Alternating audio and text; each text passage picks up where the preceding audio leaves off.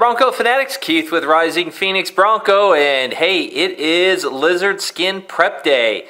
Tomorrow we're going to be spraying the LizardSkin, but we're getting everything ready tonight. So what have we done? Of course, taped everything off that we don't want LizardSkin on.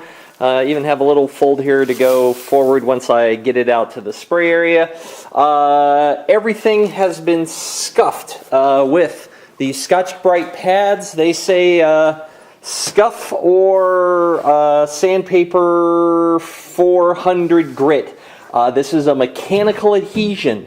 And I called the folks at LizardSkin, I forget the name of the company, but that's who makes it. There's a 1-800 number. I called them up on Friday at like noon Arizona time and said, hey, I got some questions. And they said, oh, speak to Mark. I get his voicemail. I'm like, oh, there is no way this guy is calling me back on a Friday afternoon. Well, about 3 o'clock, I get a phone call from Houston.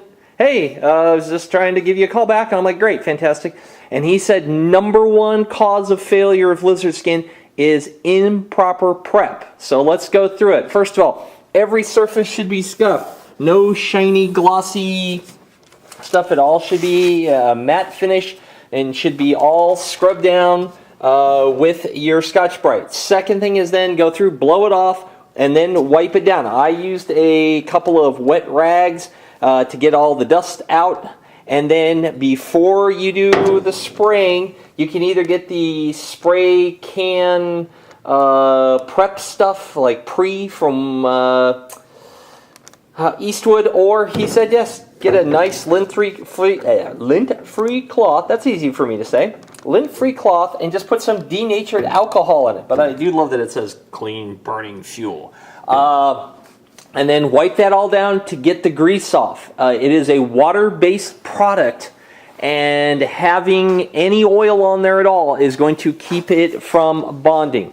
So it's kind of hard. I have 2 coats of primer, then I did seam sealer on all the joints, then I did another coat of primer, and then in the areas that were rusty before, I put down some color because I had some left in my gun.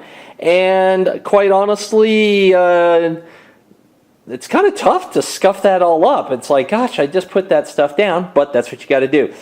Then you've got to put your little aluminum pieces, because this is going to go on 20 millimeters thick.